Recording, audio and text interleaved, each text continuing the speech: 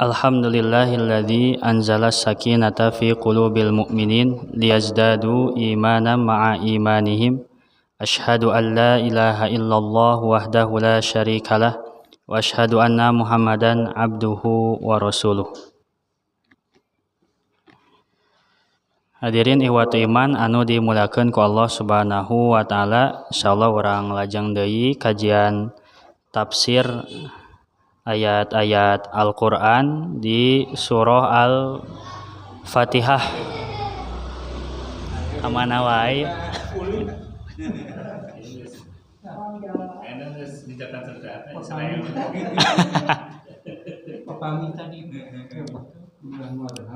Iya.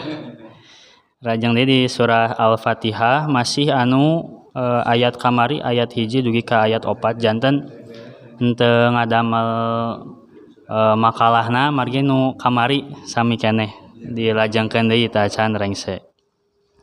Nah, kemarin kita sudah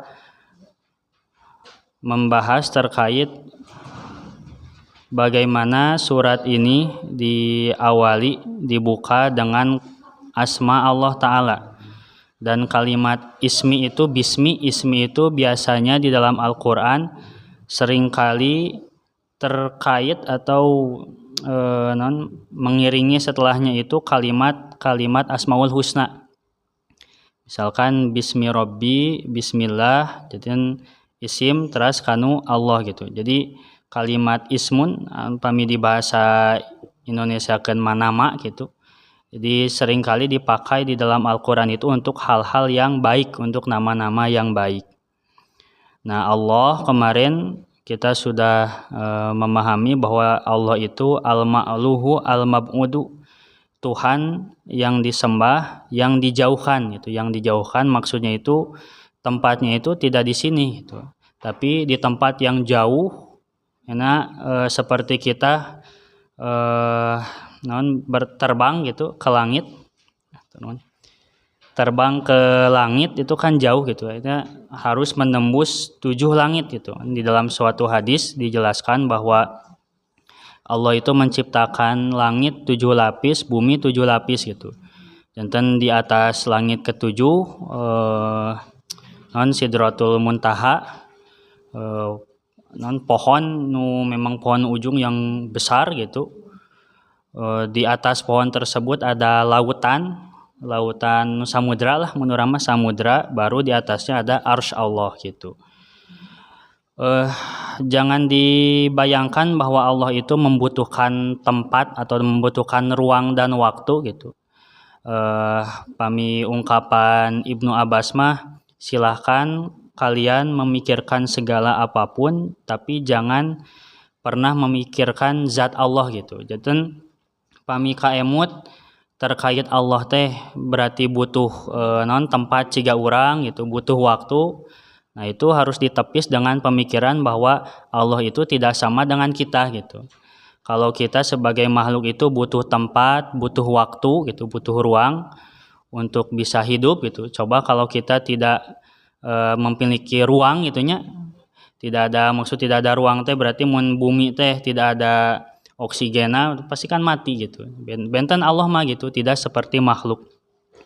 Jadi Allah itu tidak terjangkau oleh pikiran gitu, seperti apanya gitu bentuknya, bahkan cara Allah misalkan berbuat tidak terbayang gitu. Hanya bahasa Al-Quran itu membahasakan kun fayakun gitu.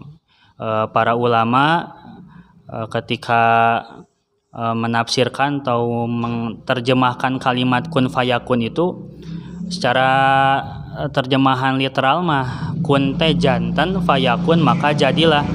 jadi maka jadilah.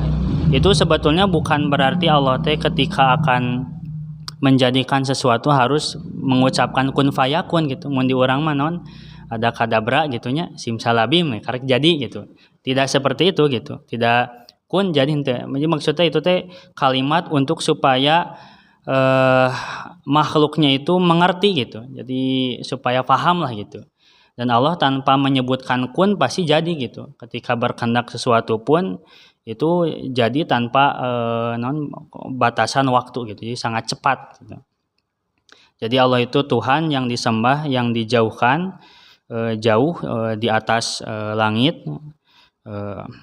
Kemudian sifatnya pun adalah Ar-Rahman Ar-Rahim. Nah ini Ar-Rahman Ar-Rahim ini diulangi di dalam surat Al-Fatihah 2 kali. Pertama di ayat pertama dan yang kedua di ayat ke-3 gitu. Diulang 2 kali. Nah kemarin pun kita sudah menafsirkan atau menerjemahkan bahwa kalimat Ar-Rahman Ar-Rahim itu adalah 2 nama dari nama-nama Allah yang bahwasanya Allah itu memiliki kasih sayang yang luas dan yang besar yang meliputi segala sesuatu. Yang kasih sayangnya itu umum bagi seluruh yang hidup. Bahkan diwajibkan kasih sayangnya itu untuk orang-orang yang bertakwa, yang mengikuti jalan-jalan para nabi dan rasulnya. Maka mereka itulah yang mendapatkan kasih sayang yang mutlak. Nah, hari ini melanjutkan pembahasan yang kemarin yaitu Ar-Rahman Ar-Rahim masih di ayat pertama, bahwa kata penafsir yaitu Imam As-Sa'di, wa'lam anna minal qawaidil muttafiqi 'alaiha bainas salafil ummati wa immatiha. Ketahuilah bahwasanya kaidah-kaidah atau aturan-aturan yang disepakati atasnya terkait kasih sayang di antara para salaful ummah atau golongan terdahulu dari umat ini dan para imam-imam mereka, al-imanu bi asma'illahi wa sifatihi, bahwa keimanan itu Bapak Ibu adalah iman percaya kepada nama-nama Allah dan sifatnya gitu. Bahwa Allah itu memiliki nama-nama dan sifat-sifat, bukan berarti seperti pemahaman orang-orang kafir Quraisy gitu. Dulu ketika Nabi Muhammad itu berdoa atau turun surat Ar-Rahman gitu atau di surat Maryam itu kan banyak menyebut Allah itu dengan Ar-Rahman gitu. Maka orang-orang kafir itu mengatakan kepada Nabi Muhammad bahwa ini Muhammad itu katanya Tuhannya satu Allah, tapi kenapa menyeru Ar-Rahman gitu? Bahwa Ar-Rahman di sana itu bukan Tuhan yang lain, tapi nama gitu. Nama dan sekaligus sifat Allah gitu. Di dalam surat Al-Isra disebutkan di juz 9 ayatnya hilap di paling kiri, walillahil asmail husna fad'uhu biha, dan Allah itu memiliki nama-nama yang baik gitu. Fad'uhu biha, maka silakan Anda untuk berdoa meminta kepadanya dengan wasilah nama-nama tersebut itu. Janten pami ibu teh ngarasa hilang kasih sayang gitu. Dinya nyeri wae ku batur teh gitu.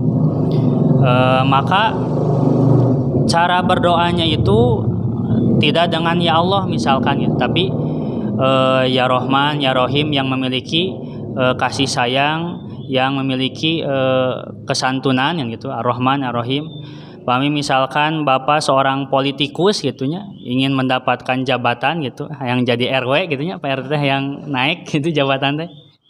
Maka menyeru Allahna dengan ya Malik gitu, wahai raja gitu lah gitu. Hayang rizki nu seueur tah ya Rozak gitu, ya Fatah yang membukakan gitu. Ya Hakim yang maha bijaksana gitu. Jadi silakan memanggil Allah dengan asmanya gitu, asma dan sifatnya. Itu sebagai wasilah. Dan pernah Nabi di dalam suatu hadis itu menegur seorang sahabat yang dia itu langsung berdoa gitu. Jadi pas ngadoa teh langsung hoyong hajatna gitu, hoyong rizkina atau naon lah gitunya, keperluannya. Nabi menegurnya, kamu terlalu tergesa-gesa gitunya, hartosna tergesa-gesa. Ya maksudnya itu ketika berdoa jangan terburu-buru meminta hajat, sok atuh puji heula gitu, puji heula Allahna, sebut dulu gitu. Bahkan dalam suatu hadis pun disebutkan sebut heula sholawat heula ka nabi gitu, Allahumma sholli ala Muhammad gitu. Maka nanti itu jadi wasilah gitu, mudah-mudahan karena menyebut asma dan sifat Allah dan bersolawat kepada nabi itu cepat doanya dikabulkan. Jadi teu langsung ngadoa gitu, hoyong rizki, hoyong ieu, hoyong itu, tapi sebut heula tadi gitu. Walillahil asmaul husna fad'uhu biha. Sebut dulu nama Allah dan sifat-sifatnya sampai jadi sapertos urang we nya gitu. Ketika ada orang yang meminta kepada kita, kan muji heula nya gitu, Pak Haji, Bu Haji, Manawi, nah di jalan teh gitu. Manawi atuh cenah gitu. Andi muji dulu gitu, memuji dulu supaya orang itu tergerak untuk memberi gitu. Sami kepada Allah pun memuji dulu baru kita memohon hajat kita. Al-imanu bi asma'illahi wa sifatihi. Keimanan itu dengan nama-nama Allah dan sifat-sifatnya. Percaya kepada dua hal tersebut. Wa ahkami sifatihi, dan hukum-hukum sifatnya. Setiap sifat Allah itu memiliki jadi memperlihatkan sisi karakteristik daripada Allah itu sendiri gitu. Ketika Allah kan memiliki, kalau dalam Quran di kitanya, Quran di Kemenag ada 99 asma Allah gitu. Nanti dalam hadis bahkan lebih banyak lagi. Patokan saja 99 asmaul husna gitu. Maka setiap dari asmaul husna itu memiliki menjadi simbol daripada Allah itu. Seperti Ar-Rahman Ar-Rahim gitu. Itu jadi simbol bahwa Allah itu adalah yang Maha Pengasih, Maha Penyayang gitu.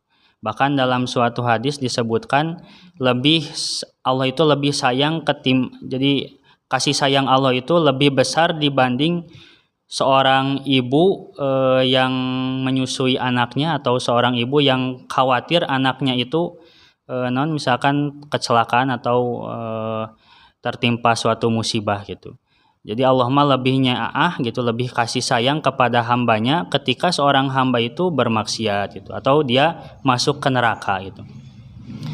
Ini dalam surat An-Nisa pun kan disebutkan ma asoba hasanating faminallah dan sayyiating famin nafsik gitu.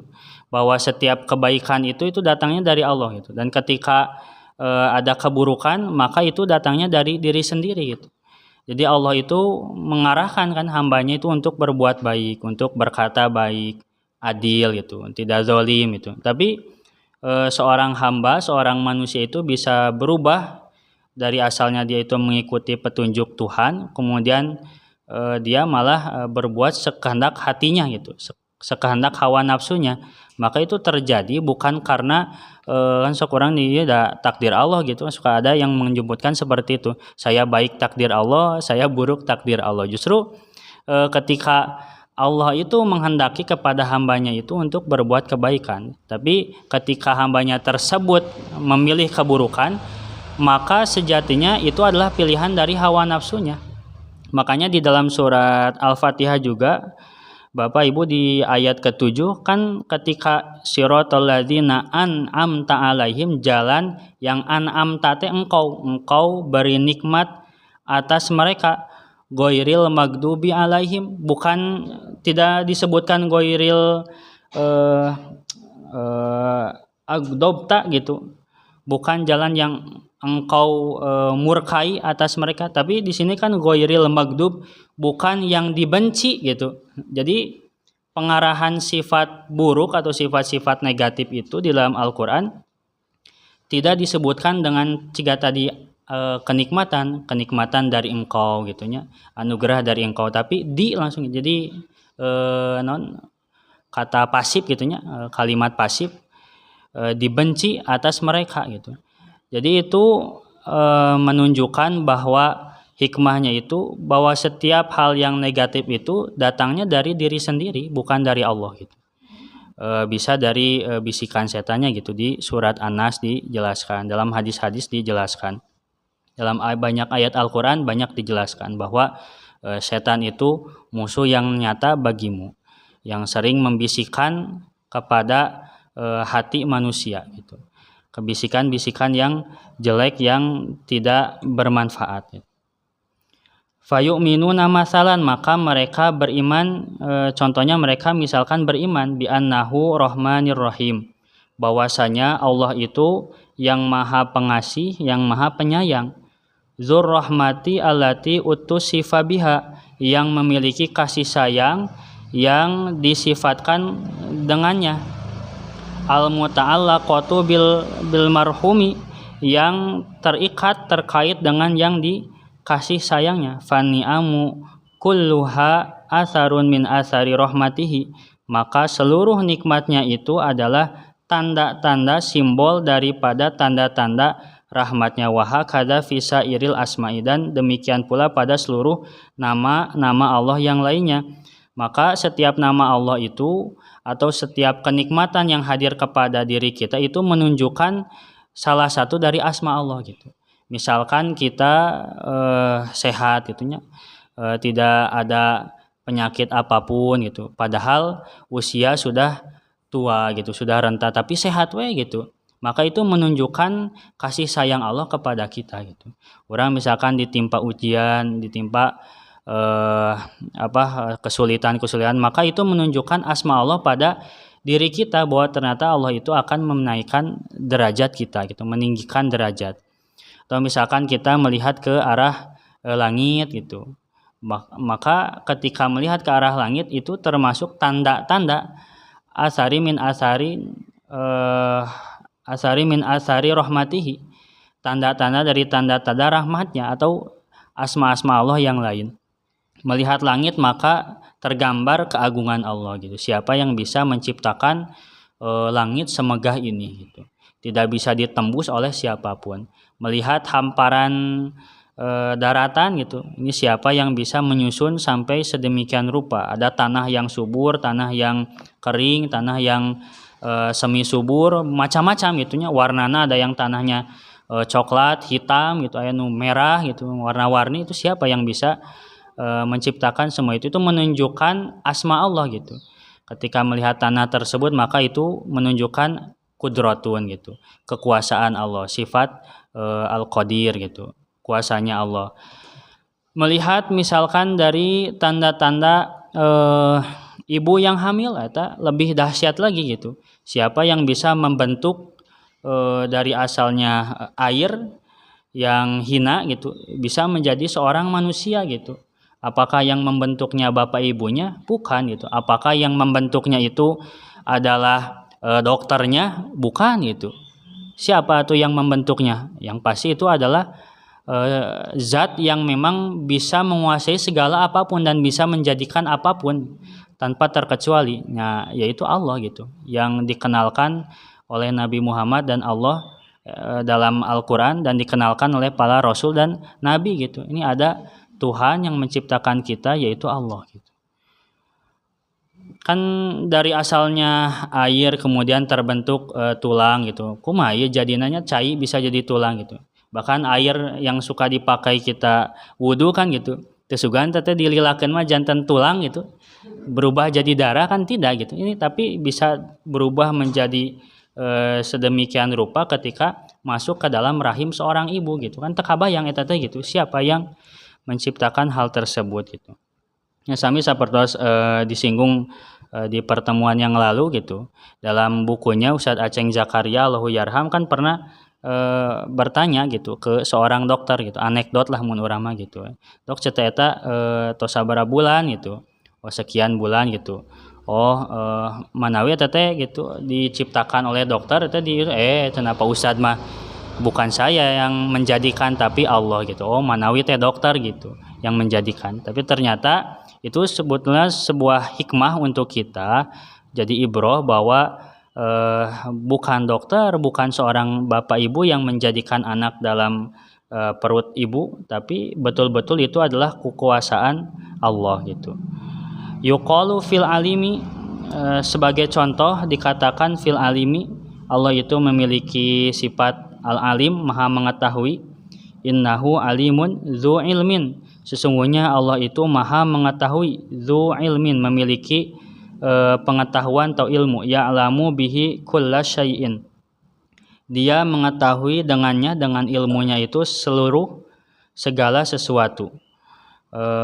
Ketika disebutkan banyaknya di dalam ayat Al-Qur'an, innallaha alimun bima ta'malun gitu. Allah maha mengetahui terhadap apa yang kamu amalkan, kamu kerjakan. Maka itu menunjukkan bahwa tadi Allah itu ada di jauh, itu jauh dari kita, al-ma'luhu al-mab'ud, Tuhan yang disembah yang jauh, tetapi dia bisa melihat kita gitu.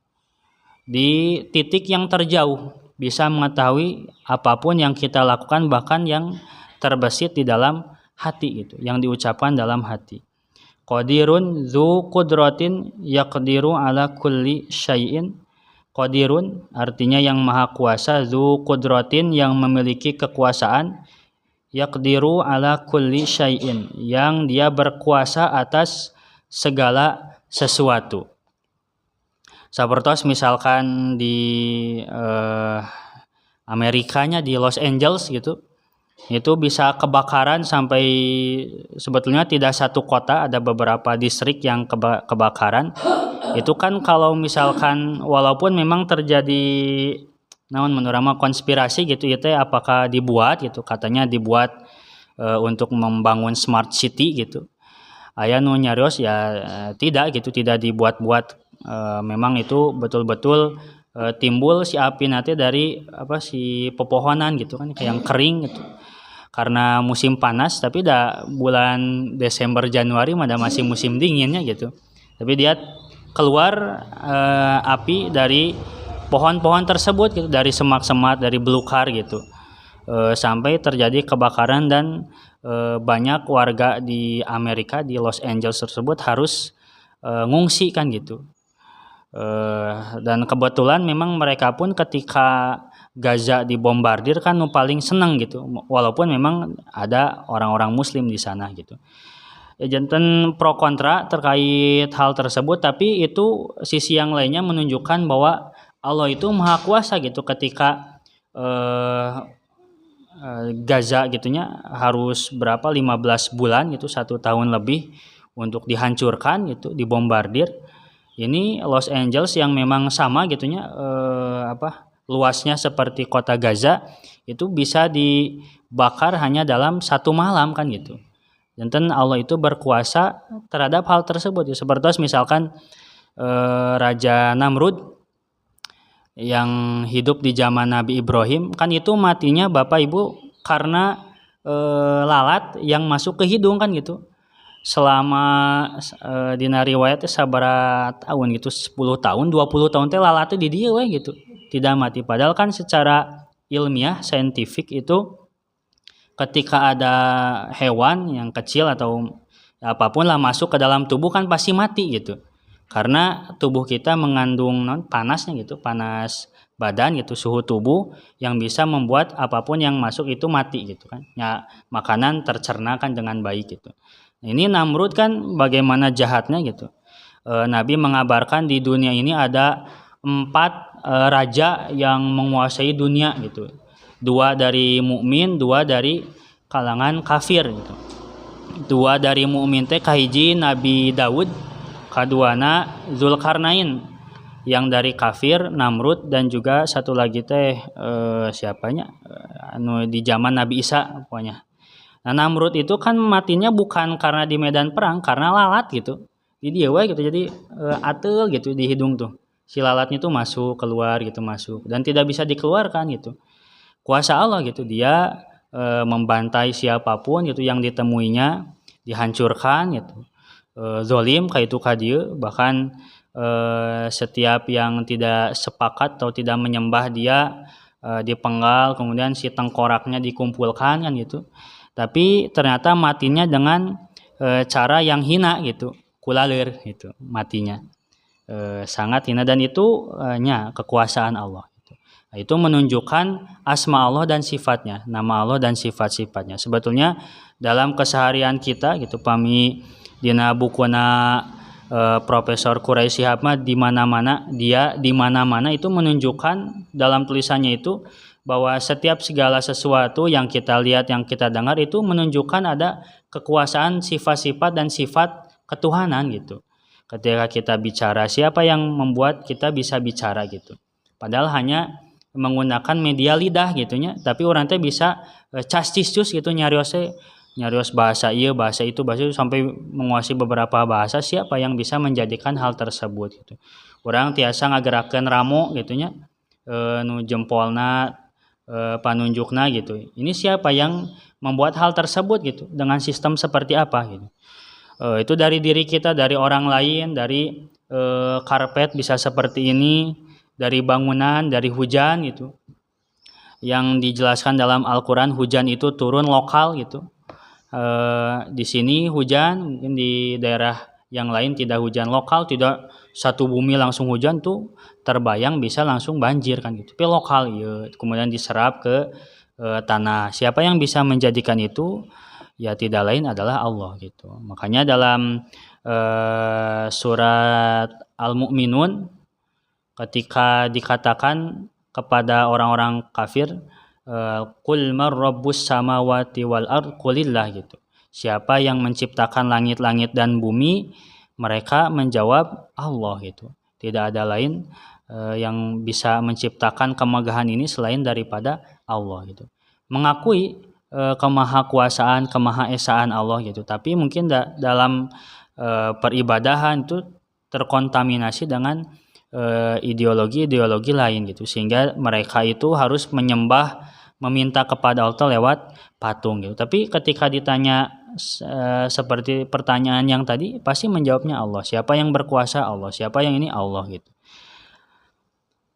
Kemudian alhamdulillahi huwa as-sana'u 'alallahi bisifatil kamali. Alhamdulillah ayat kedua. Segala puji bagi Allah, huwa adalah as-sana'u pujian 'alallahi atas Allah bisifatil kamali dengan sifat-sifatnya yang sempurna. Ini Allah menunjukkan, mengajarkan kepada kita satu adab yang penting gitu, tata krama yang penting ketika ini kaitannya vertikal antara kita dengan Allah. Allah itu Bapak Ibu sebelum menyuruh kita beribadah, wa ma khalaqtul jinna wal insa illa liya'budun, sebelum menyatakan, mendeklarasikan bahwa fungsi manusia dan jin diciptakan itu untuk tidak lain untuk beribadah kepadaku, itu sebelum mendeklarasikan hal tersebut Allah itu memberikan dulu tempatnya, ruang dan waktunya gitu. Sebelum menciptakan Adam itu diciptakan dulu buminya, langitnya gitu. Sampai kan di kita ada teori Big Bang gitunya, langit dan bumi asalnya itu menyatu kemudian dipisahkan gitu.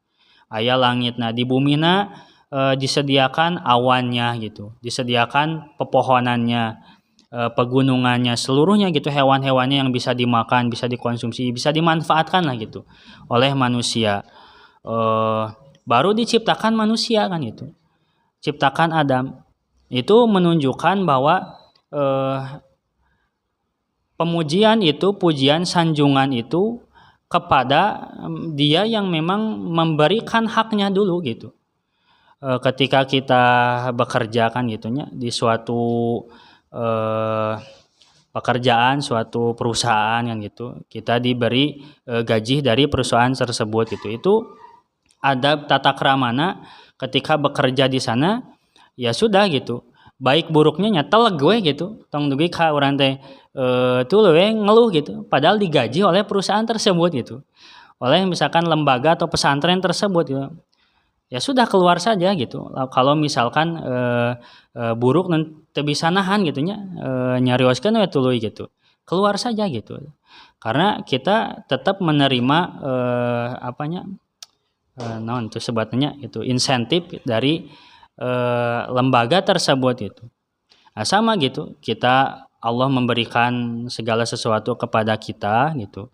Kita menyanjung Allah dan wajib menyanjungnya karena memang telah memberikan hal-hal tersebut kepada kita yang bisa dimanfaatkan gitu.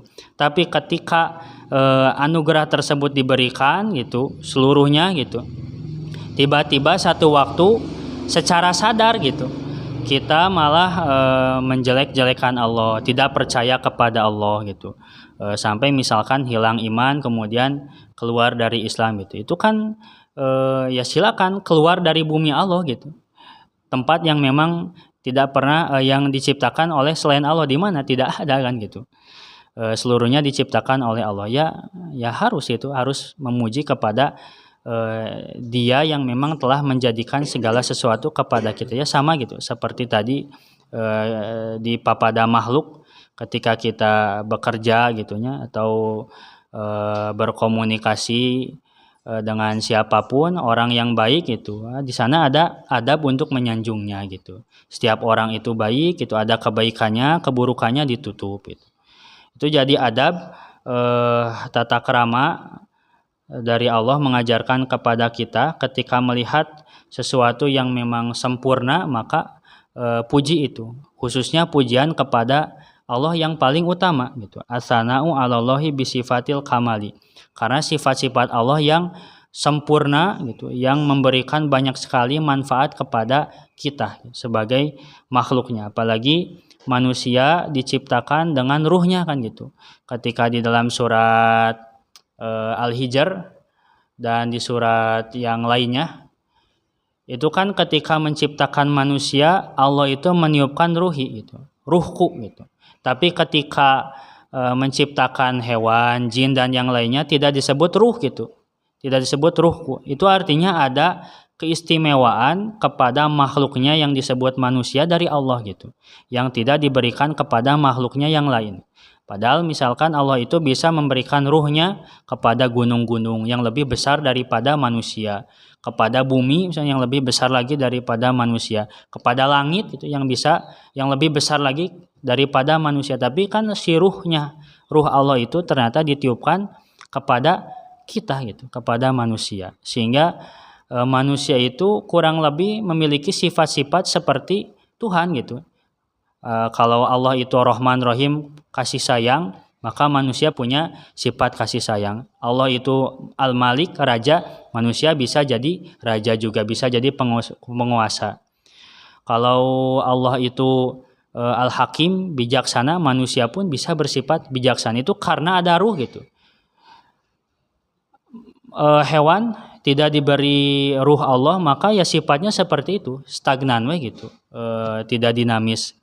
Dia mengandalkan instingnya. Tumbuhan apalagi itu tidak bisa bergerak gitu, hanya diam saja gitu. Dipetik saja daunnya atau dipotong rantingnya, dia tidak bisa melawan gitu. Tidak memiliki ruh tadi gitu. Ruh yang ditiupkan oleh Allah tadi. Beda dengan manusia yang memiliki tiupan ruh dari Allah tersebut. Wa bi af'alihi da'irati bainal fadli wal adli, dan dengan perbuatannya yang meliputi di antara anugerah dan keadilan. Ketika ada orang yang dia itu memberikan kebaikan kepada kita kemudian memberikan keadilan, maka ada adab di sana untuk menyanjungnya gitu, untuk memberikan penghormatan kepada orang-orang tersebut gitu. Jangan sampai ketika seorang pemimpin itu sudah bekerja gitu dengan seadil-adilnya gitu, dengan memberikan yang terbaik untuk rakyatnya gitu, atau orang terasa tuluy ngagogoreng gitu, memberikan ucapan-ucapan yang tidak pantas itu. Tapi lihat sisi kebaikannya gitu. Ketika ada sisi keburukannya, maka kritik dengan cara yang hak gitu, cara yang baik gitu, tidak menyerang kepada personalnya gitu. Si ieu mah da kerma fisikna we katinggal gitu misalnya, tidak bagus itu. Da nyariosna we kitu, gitu. Jadi menyerang personal. Tapi kritik terhadap apa yang memang di kebijakannya yang diputuskan gitu. Makanya apalagi kepada Allah yang dia itu memberikan segala anugerahnya, yang memberikan keadilannya kepada kita, itu lebih-lebih lagi wajib untuk kita menyanjungnya. Dengan cara apa? Dengan cara beribadah kepada Allah gitu. Ketika hubungannya vertikal dengan Allah. Berbeda dengan ketika hubungannya itu horizontal antara sesama makhluk. Maka ada kalau kita ada tamu kan gitu dihormati, disayogikeun sagala gitu, dihidangkan ini itu yang tidak ada bahkan diada-adakan gitu. Karena kita tahu tamu tersebut tamu yang istimewa yang diketahui kebaikan-kebaikannya, komoh yang pernah menolong kita gitu, apalagi hutang nyawa gitu, wah itu lebih dihormati lagi kan oleh kita. Nah, apalagi Allah kan gitu yang memberikan kita hidup, memberikan kita nyawa gitu ketika mungkin kita harusnya kecelakaan teh. Orang teh kudu nama mau eta teh dirinya teh, tapi ternyata Allah memberikan kita hidup. Seperti anu aya di Uzbekistan kan gitu. Afghanistan, Uzbekistan pamit lepat kan si pesawatnya itu turbulensi dan meledak kan di bawah gitu. Dan si bapaknya itu kan dia live di mananya gitu di Facebook gitu, sedang akan kecelakaan anjeunna kan syahadat gitu, takbir Allahu Akbar, pas turun masih keneh live gitunya di Facebooknya, ternyata selamat kan gitu. Bahkan semua penumpang dan krunya pun selamat kan, ku nama kan ngantunkeun eta teh gitu kan. Kejadian besoknya kan di Korea nya, di Korea Selatan. Nubruk kanu tembok geuning mararawat kabeh gitu, kecuali ada kru yang di belakang kan gitu, 1-2 orang begitu. Dirawat di rumah sakit kan gitu. Itu kan ada dua sisi yang berbeda gitu. Yang satu diselamatkan oleh Allah, yang satu dimatikan oleh Allah. Allah mampu berkehendak mentakdirkan kepada setiap hambanya takdir yang berbeda-beda kan gitu. Tapi di sana kita bisa melihat hikmahnya gitu. Yang satu bisa selamat, diberi kehidupan, diberi nyawa sehingga diberi waktu untuk mungkin yang banyak dosa untuk bertobat gitu. Yang ahli ibadah bisa lebih kencang lagi ibadahnya gitu. Yang satu mungkin dimatikan oleh Allah ya karena ada hikmah di sana gitu. Ada pelajaran yang mungkin bisa diambil dari sana gitu. Itu jadi dua kejadian yang seharusnya membuka mata kita, ternyata kehidupan dan kematian itu ada di tangan Allah gitu. Satu waktu harusnya kita itu meninggal atau misalkan karena kecelakaan harusnya cedera yang parah gitu, tapi ternyata cederanya ringan gitu. Itu semua adalah kekuasaan dan takdir dari Allah gitu. Makanya sungguh sangat wajib gitu, sangat harus gitu kita memuji Allah dengan cara menyembahnya gitu, selalu mengingat Allah di setiap waktu kapanpun dan dimanapun. Wafalahul hamdul kamilu bijami'il wujuhi, maka miliknya lah segala pujian yang sempurna bijami'il wujuhi, dengan seluruh aspek-aspeknya gitu. Dari aspek manapun maka dilihat Allah itu pasti sempurna gitu. Dari sisi manapun Allah itu pasti terlihat sempurna. Berbeda dengan makhluknya kita manusia. Mungkin dari sisi keilmuan manusia mah ada yang cerdas itu, yang jenius. Ada lagi yang kurang gitu. Tidak sejenius, secerdas orang yang lainnya gitu. Dari sisi kekuatan gitu, pinternya pinter tapi ternyata fisiknya lemah gitu. Ada kekurangan di badannya gitu. Aya anu fisikna teh sae gitu, tapi ternyata ilmunya sedikit gitunya. Ditanya ieu haheho gitu, tidak bisa gitu. Ada yang bisa berceramah gitu, anu sanesna teu tiasa gitu. Ada yang bagus suaranya, yang lain tidak bagus. Jadi dari sisi manapun manusia pasti ada saja kekurangannya gitu. Ada yang dia itu mampu membaca dengan cepat, ada yang tidak gitu. Beda dengan Allah gitu. Allah karena maha sempurna, dari sisi manapun terlihat kesempurnaannya gitu. Apalagi ketika nanti kita berada di alam akhirat dan melihat langsung wujud Allah, maka akan terlihat secara jelas gitu. Hakul yakin bahwa ternyata betul-betul Allah itu dari aspek manapun, dari sisi manapun tidak ada celah gitu, yang membuat Allah itu memiliki kekurangan gitu. Ternyata betul-betul sempurna gitu. Ketika nanti kita melihatnya di akhirat.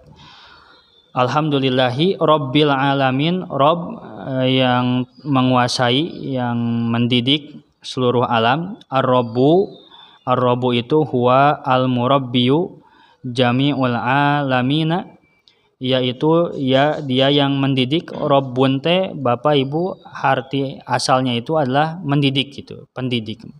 Biasanya di pesantren yang si ustadznya itu menetap di pesantren tersebut sering disebut murabi gitu, pendidik gitu, murabi. Aya musrib, aya murabi disebut nanti. Jadi pendidik. Huwa al-murabbiyu yang mendidik jami'ul alamina seluruh alam semesta. Jadi ari urang mah yang berprofesi sebagai guru atau guru ngaji gitu nya, ustad ngadidik teh palingnya ya we misalkan perbedaannya dari jenjang usia, aya nu ngadidik teh TK gitu, SD, SMP, SMA, tapi Allah itu mendidik seluruh alam gitu. Artinya mengurus gitu seluruh alam. Si langitna gitu, si bumi na diurus gitu. Apakah langit dan bumi itu tidak berkomunikasi dengan Allah? Berkomunikasi gitu. Bahkan di surat yang tadi pas maghrib saya bacakan kan, alam taro annallaha yusabbihu lahu man fis samawati wal ard wa tayru safat kulun qad alima sholatahu wa tasbihah gitu. Apakah kamu mengira bahwa yang di bumi, di langit, dan burung yang terbang di awan itu tidak bertasbih kepada Allah? Itu bertasbih gitu. Mereka bertasbih kulung qad alima sholatahu wa tasbihah. Mereka punya cara tasbihnya, sholatnya sendiri gitu. Berbeda dengan kita. Ari urang mah sholatnya takbir kedah kieu, ta burung mah benten deui. Langit beda lagi gitu. Bumi beda lagi. Semuanya bertasbih kepada Allah. Khususnya yang memang selain manusia itu pasti beriman, bertasbih kepada Allah dengan caranya masing-masing, dengan syariatnya masing-masing. Tapi berbeda dengan manusia. Nanti ada di dalam surat Al-Quran, kebanyakan mereka itu kufur gitu. Di surat Al-Ahzab juga disebutkan demikian, kebanyakan mereka itu kufur dan tidak bisa. Jadi karena memang manusia itu diberikan pilihan kan gitu. Dalam surat Al-Insan, silakan mau kufur, silakan mau iman. Tapi ketika selain daripada manusia, mereka punya tasbihnya, komunikasi gitu.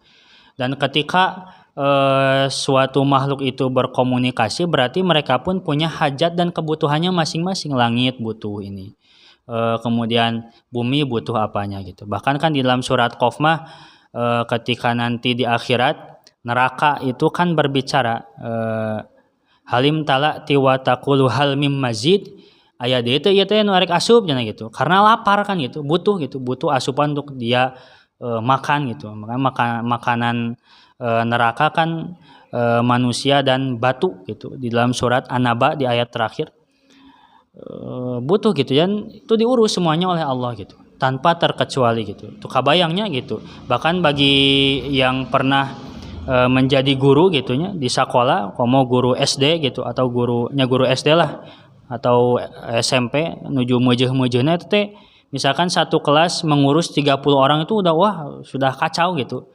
Sudah moal kaurus gitu ku sorangan mah gitu. Di pasantren komo deui ada 1000 santri gitu. Harus diurus oleh murabbina 10 gitu. Berarti seorang teh ngurus 100 santri kan gitu. 1:100 gitu. Teh kumaha tah ngurusna gitu. Sudah rata-rata sok kareos gitu. Sok ieu kieu teu kaurus, ieu kahilapkeun ieu gitu tidak terurus. Nah, Allah tidak demikian. Allah mampu mengurus seluruh makhluknya tanpa terkecuali, tanpa ada yang didiskriminasi gitu.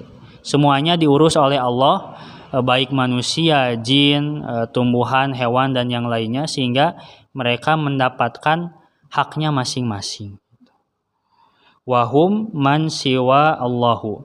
Mereka itu selain Allah gitu. Karena Allah yang mengurusnya gitu.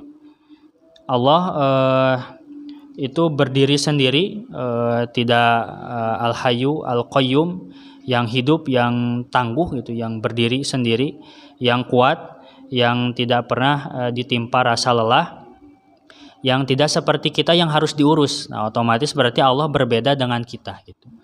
Kalau makhluk yang harus diurus, berarti Allah itu dia itu dengan dirinya sendiri gitu. Bi khalqihi lahum, dengan menciptakannya bagi mereka, wa idaduhu lahumul alat, kemudian Allah itu mengurus mereka itu dengan suatu alat yang tidak terbayang seperti apa alatnya itu. langit diurus sampai dia itu bisa berjalan, bumi tidak mendahului bulan gitu, bulan tidak mendahului matahari, bergerak sesuai jalurnya gitu. Itu dengan suatu alat yang tidak diketahui atau alatnya seperti kumaha. Organ kita manusia gitu bisa mencerna makanan itu seperti apa gitunya. Padahal kalau misalkan ditusuk saja dengan suatu benda yang tajam kan bisa langsung hancur kan organ tersebut. Tapi dia mampu melahap apapun yang masuk dari makanan minuman gitunya. Anu gulana terlalu tinggi, garamnya terlalu tinggi tapi bisa dicerna gitu. Bisa menjadi energi untuk tubuh kan gitu. Itu kan dengan alat yang mungkin sekarang di tubuh kita bisa diketahui gitu, tapi di alam semesta banyak hal yang belum diketahui. Ngurus ikan yang ada di laut itu kan berapa 70% kan gitu di bumi itu, daratan 30% itu berarti lebih banyak makhluk yang ada di lautan kan gitu. Bagaimana mengurusnya gitu? Apakah selalu harus diberi makan pakan oleh manusia gitu kan? Pernah kan zaman Nabi Sulaiman, karena Nabi Sulaiman merasa sudah kaya gitu, merasa sudah banyak karena menguasai satu dunia gitu. Sok ya Allah lah ya lauk ge diurus ku abdi weh gitu. Ternyata ketika satu hari diurus sudah bangkrut kan gitu, sudah terlalu banyak gitu ikan atau makhluk yang harus diurus di laut itu. Di sana kan Sulaiman lebih-lebih lagi syukurnya kepada Allah gitu. Jadi memang betul-betul Allah itu menguasai kita dari segala sisi. Wa in amuhu alaihim bin ni'amil azimati. Dan anugerahnya itu atas mereka dengan anugerah-anugerah yang besar. Allati lau faqaduha lam yumkin lahumul baqa. Kalaulah anugerah-anugerah tersebut dilenyapkan, dihilangkan, tidak akan mungkin bagi mereka, bagi makhluknya itu akan hidup kekal. Fama bihim min ni'matin faminhu ta'ala. Maka apa-apa yang dianugerahkannya kepada mereka dari nikmat-nikmat itu faminhu ta'ala, maka sumbernya itu dari Allah Ta'ala. Segala nikmat apabila memang dihilangkan dari kita, misalkan nafas saja dihilangkan, udara gitu, angin dihilangkan, maka itu akan membuat diri kita kan mati seketika gitu. Atau misalkan Allah menghilangkan hujan gitu, akan kering dan memusnahkan kita juga. Dihilangkan laut akan berakibat juga kepada kita. Itu jadi semuanya itu adalah kekuasaan Allah yang membuat kita tetap hidup itu. Yang tetap membuat kita itu bisa hidup dari hari ke hari, bisa memenuhi kebutuhan kita, segala yang kita butuhkan maka Allah memberikannya kepada kita. Nah, semua itu adalah karena bisifatil kamali, karena kesempurnaan sifat-sifat Allah. Demikian barangkali Bapak Ibu yang bisa disampaikan terkait ayat-ayat Al-Quran, ayat 1 dan ayat 2. Ini ayat 2 masih berlanjut, masih panjang. Barangkali ada pertanyaan. Pamitaya cekap. Subhanaka Allahumma wa bihamdika asyhadu an la ilaha illa anta astaghfiruka wa atubu ilaik. Assalamualaikum warahmatullahi wabarakatuh.